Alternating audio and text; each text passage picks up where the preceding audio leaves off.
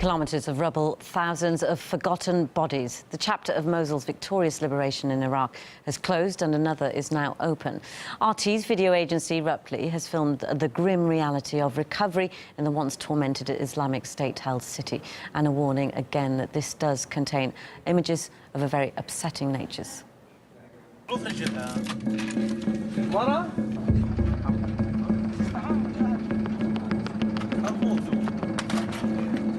How many bodies have you removed since you started working in this area? Approximately 500.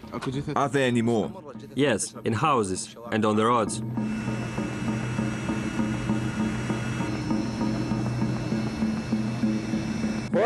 I challenge any member of parliament to live in the conditions we are currently living in here. I bet they are even afraid of entering this area. They have no idea how horrible the smell is or how critical the medical situation is.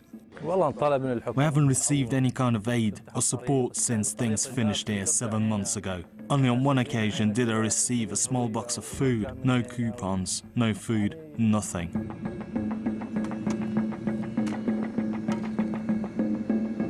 Earlier, our senior correspondent Murad Gazdiev joined me in the studio. He was witness to the battle unfolding in Mosul and shared the experience. 7 months since the Battle of Mosul ended, they're still digging up people's bodies. And here, there's no end in sight.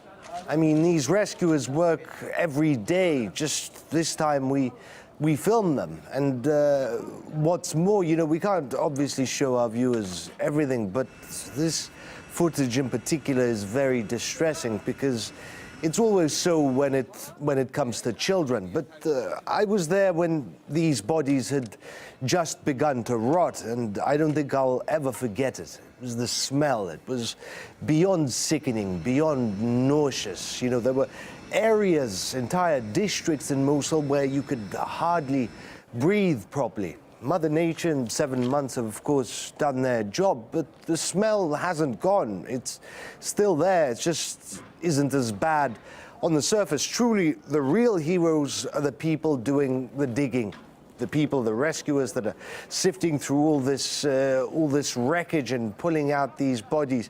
They're so desensitized, you can see they're not even wearing breathing masks or even rags. But then again, they're paid pennies to do this hard work because obviously jobs are scarce in Mosul, as are standing buildings. Yeah, Murad, you've just described a traumatic and horrendous experience there, and you've outlined lots of difficulties. But were there any other problems that were highlighted when you were there? Well, there's still a huge problem, and that is unexploded bombs. And they're mixed with all the wreckage, the rubble, the clothes, the bodies, they're everywhere.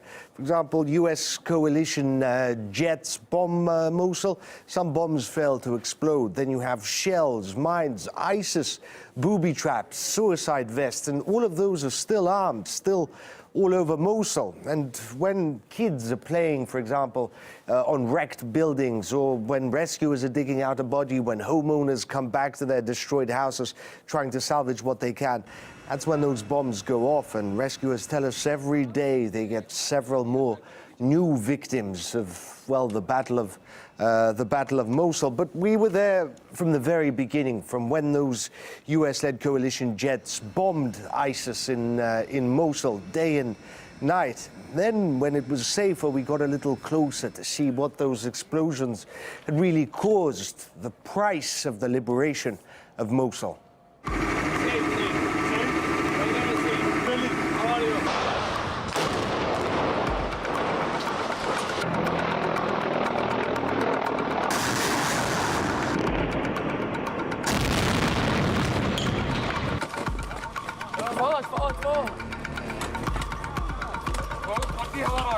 Civilian casualties are a fact of life in this sort of situation.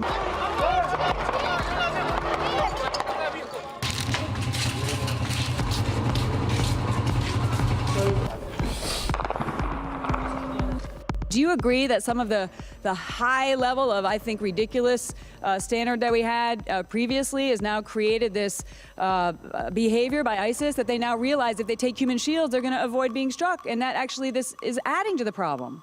Congresswoman, I do believe they understand our sensitivity to civilian casualties, and they're exploiting that. And I do agree that as we move into these urban environments, it is going to become more and more difficult to apply extraordinarily high standards for the things that we're doing, although we will try.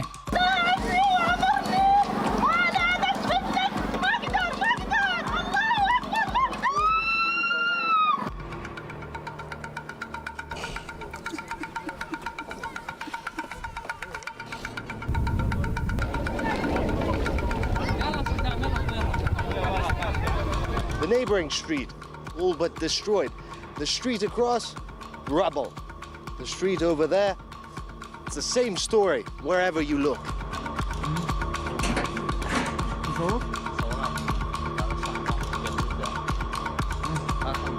There are still countless bodies buried under all this rubble, and no one knows how long it'll take to get to all of them.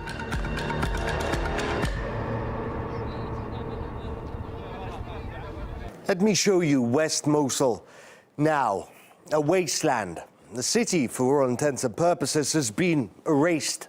There's little or nothing left, so it's no surprise people don't want to return. They would rather live in tents.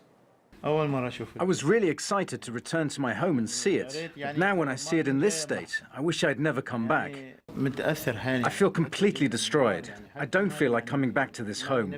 I've lost all hope of living here after seeing all this devastation. This was Iraq's second largest city, founded thousands of years ago, and it's been a pillar of religion, architecture, and culture ever since. Its reconstruction will never be the same, if it even happens, and its population will be massively diminished. Official sources, the Iraqis and the US, have all vastly understated the sheer volume of civilian suffering and death. 1,000, they said. Investigative journalists put the figure around 10,000. A senior health chief in Mosul, who didn't want to be filmed, told us the number is much higher. This book alone contains the names of 7,000 dead victims. I have 4 or 5 of these. Every day we got 2 or 3 more bodies, victims of new explosions. So where does Iraq even begin, and who will help foot the bill? The answer is simple. If given the choice, no one. It will take tens of billions of dollars to rebuild Mosul alone. And there's a more pressing issue to deal with first: the bodies. The Iraqis hoped the US-led coalition would help resurrect Mosul, since its bombing campaign created much of this destruction. The Americans, in turn, bluntly said, no, we freed you. We'll spend $200-odd million fixing the pipes, but aside from that, you're on your own. As a coalition, we are not in the business of nation building or reconstruction. We must ensure that our respective nations' precious and limited resources are devoted to preventing the resurgence of ISIS and equipping the war-torn communities to take the lead in rebuilding their institutions and returning to stability.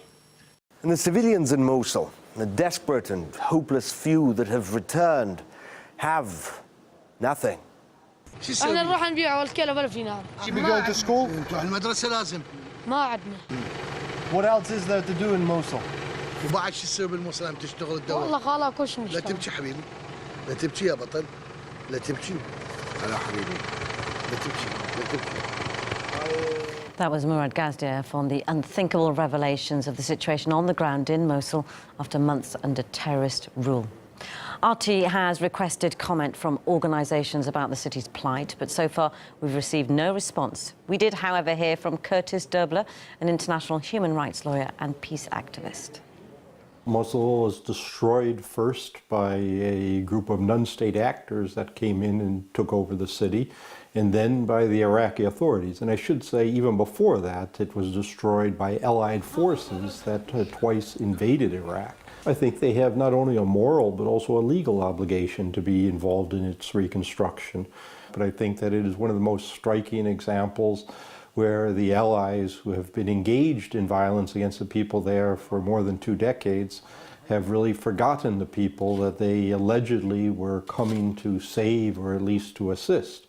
And I think that if we're going to have any sincerity, have any credibility in what they like to call humanitarian interventions, they need to be humanitarian in those instances and ensure that the people are provided a better life than what they had before. And in this case, that has not been the case. I think that's quite unfortunate. It shows a politicalization.